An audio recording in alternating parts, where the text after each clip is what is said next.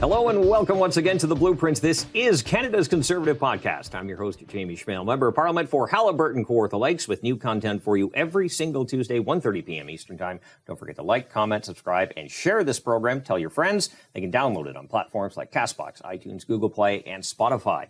On today's show, we are going to ask the question, what is an RPAL?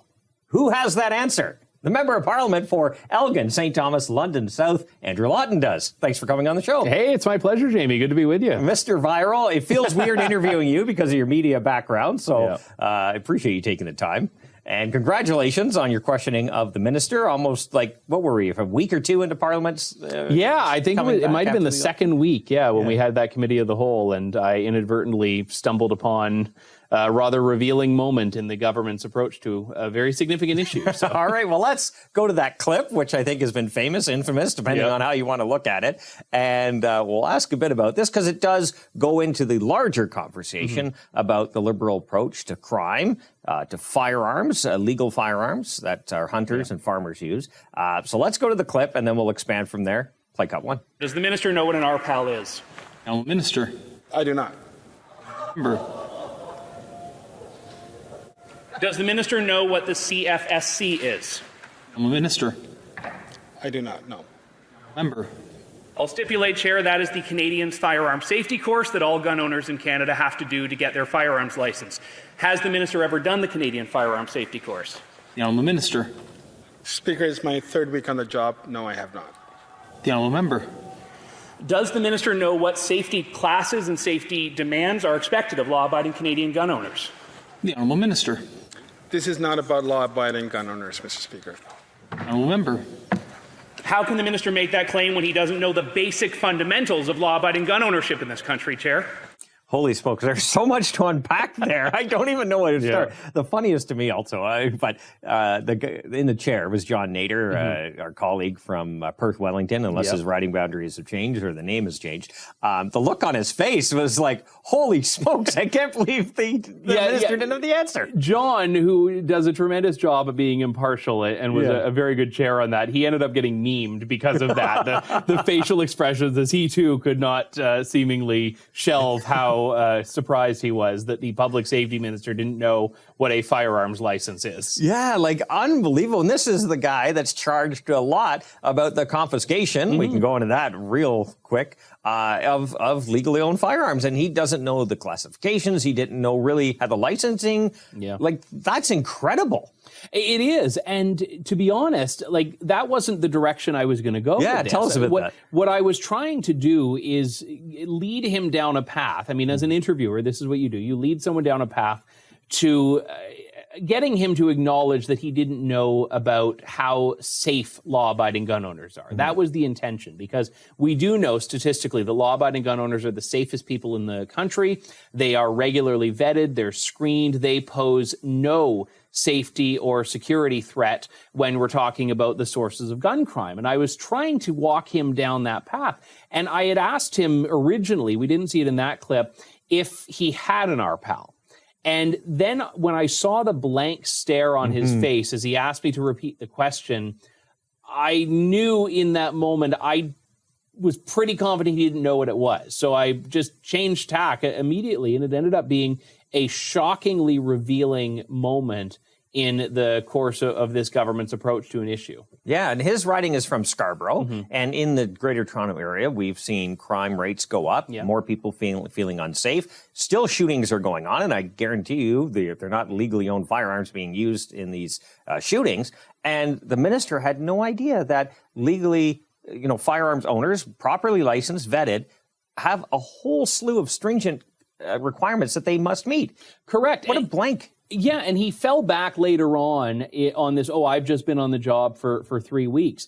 Well, the reality is he had been the parliamentary secretary on the justice file before, and he had actually spoken on firearms legislation before in the House of Commons as a member of parliament. So this idea that he had had no exposure to it whatsoever was false. It was just flat out false. But even if so, I feel like on the public safety file in 3 weeks, you could learn at the very least, what a gun license is. Like, I have very low expectations for some members of the Liberal cabinet, but learning what the program is that you oversee is, I feel, a very low bar that he should have been able to clear. Well, now we're also looking at the gun confiscation or the buyback. I like to say confiscation because as legally, firearms owner myself, all legal, vetted, licensed. I didn't buy my firearms from the government, so really, I don't know how it can be a buyback, but whatever. Just like the old Chrétien years, we're going to go way over budget again. Will it even work? I don't even think they know. I think it's just cheap political points at this point, just trying to seize upon a problem, which is violent crime, shootings, and whatever. It just seems like, well, we'll just go after legal firearms owners because they're the easiest. Yeah, and I think the important context here is that the initial Order in Council confiscation directive came about in May of 2020, and it was supposed to be done. Every last firearm was supposed to have been seized by the government within 2 years.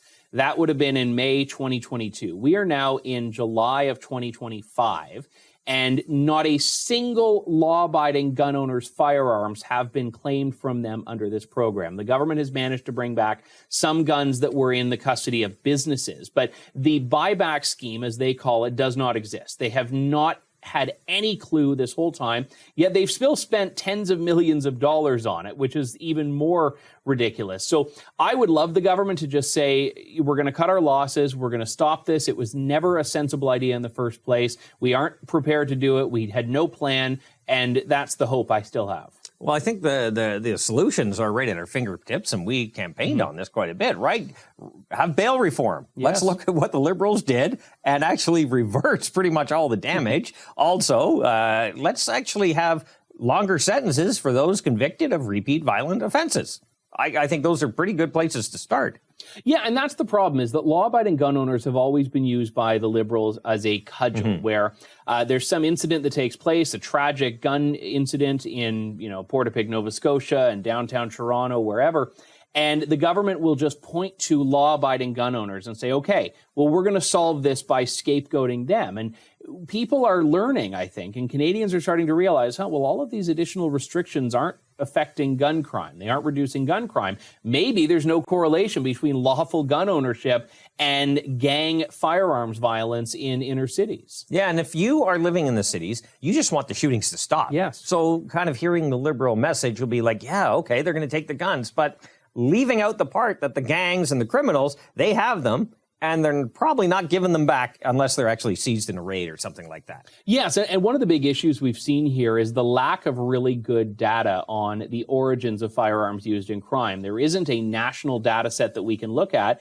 but when information has been made available by CBSA, by individual police agencies, overwhelmingly, guns used in crimes in Canada have been smuggled in across the border from the United States. They have not come through a chain of custody that involved a licensed gun owner or a standard sporting goods store. Yet those are the organizations and people who end up bearing the brunt of this policy. Well, actually, you struck on something there I was going to talk about later, but let's get into it right now. The small businesses. Yes. Again, right? The many are family-owned or very small, maybe a couple people that have been in the community or in the area for years. They've been hurt really hard by the Liberal policies to the point where I'm sure you hear it, and anyone watching or listening now knows maybe a store on the verge of closing because of this. So they're actually hurting small businesses in the midst of all of this. Yeah, so I actually, before jumping into politics, I was in media, and I did a documentary about this, which was in 2021, I believe. And I interviewed some of the gun owners who at that time had, in some cases, tens of thousands of dollars, hundreds of thousands of dollars in inventory in their warehouses, which in small businesses are not large spaces, that they could not legally sell. They had no mechanism to return, and the so-called buyback the government promised didn't exist. And they had, in this case, we're now looking at 5 years after the Order in Council. Some businesses are still saddled with inventory that the government is not letting them sell. They have no mechanism to return, and the government isn't set up to deal with. So this was a half-baked policy from the get-go, and businesses are still paying the price for it. And it's a shame because this government's overall agenda before we rose in June, we had C5 dubbed as a nation-building piece of legislation. We'll see if it actually does that.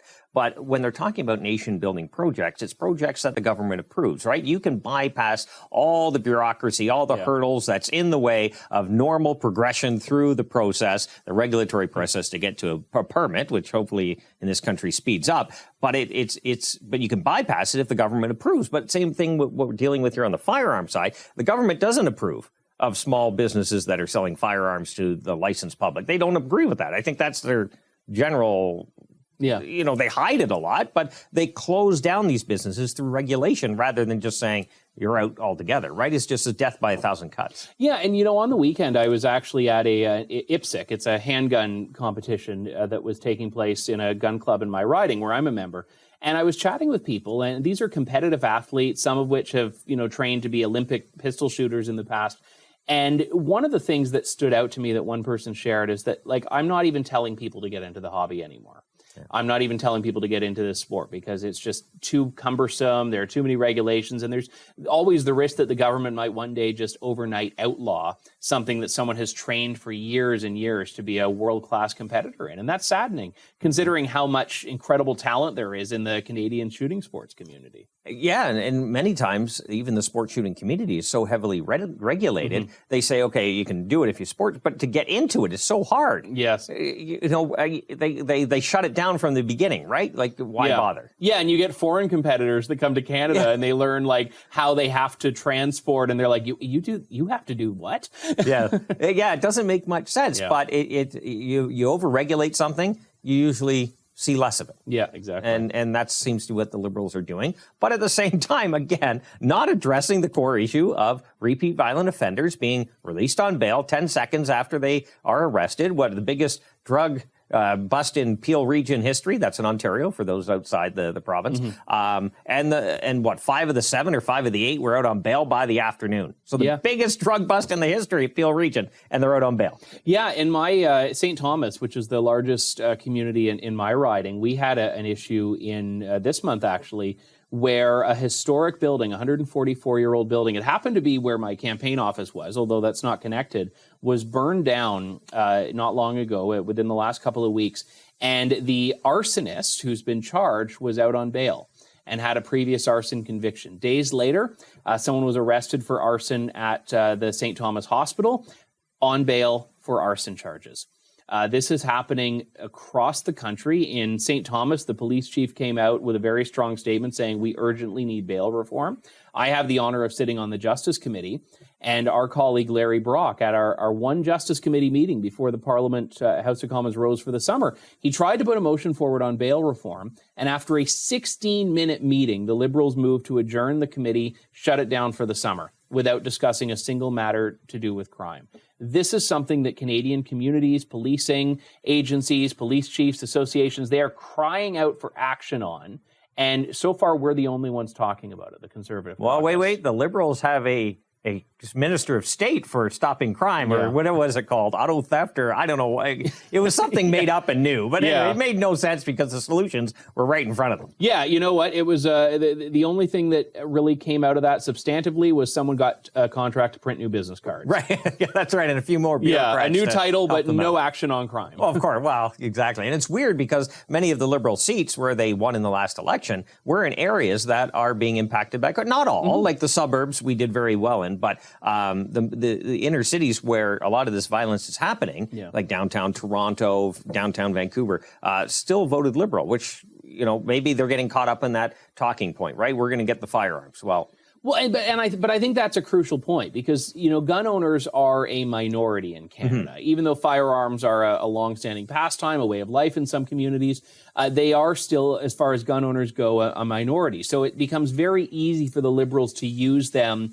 as a political wedge and exploit the fact that a lot of people living in the suburbs or in the cities just don't know about guns, and they don't actually know how safe gun owners are, and they don't know that lawful gun ownership exists in Canada and is very common in some parts of the country. So I think the education component on this is key, because when people learn about what licensed gun owners have to go through, they're not worried about them. They know they aren't the problem. Yeah, exactly. And I think we spoke about this a few times off air when all this broke out. But for those in Toronto, downtown, Union Station, the main transportation hub, for about 80 years or so, they had a firing range, and nobody knew about it. Nobody knew about it. The people who were members knew, but the general public had no idea. People were walking through the Union Station with guns. Right. And the mayor at the time didn't even, once he learned, he was like mortified and just wanted to do whatever he could to shut it down. It was crazy. But for 80 years, nothing. No incidents, nothing. And so that to me, when I got researching into that and read about that, I thought, like, that's... nobody knew about it, but yet it went through incident-free. But you're right, people were walking by with firearms, and nothing was happening. And I think we need to do more to support these legal ranges. We're pretty much out of time. You flew by really fast. Again, congratulations for striking gold, like on your first couple of weeks. I will say the one great moment, I was talking to someone the other day who learned I was a member of parliament, didn't know who I was. He said, I got a question for you. Do you know what a pal is?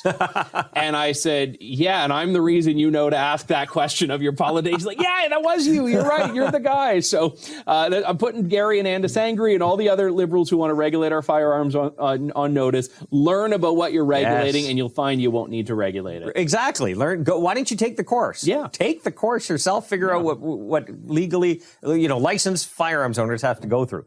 Congratulations. That was thank you, Jamie. The minister should know, but my goodness, and good to have the backstory. And one more thing before we go. A couple minutes later, Frank Caputo, our public safety critic, asked another similar line of credit. We should have got the video. I apologize. And the bureaucrats were handing him notes on what the answer, and he called them out. It's a classroom. You're sharing notes. Yeah, exactly. That was crazy. And the question was so basic. It was, what are the classifications of firearm? Non-restricted, restricted, prohibited.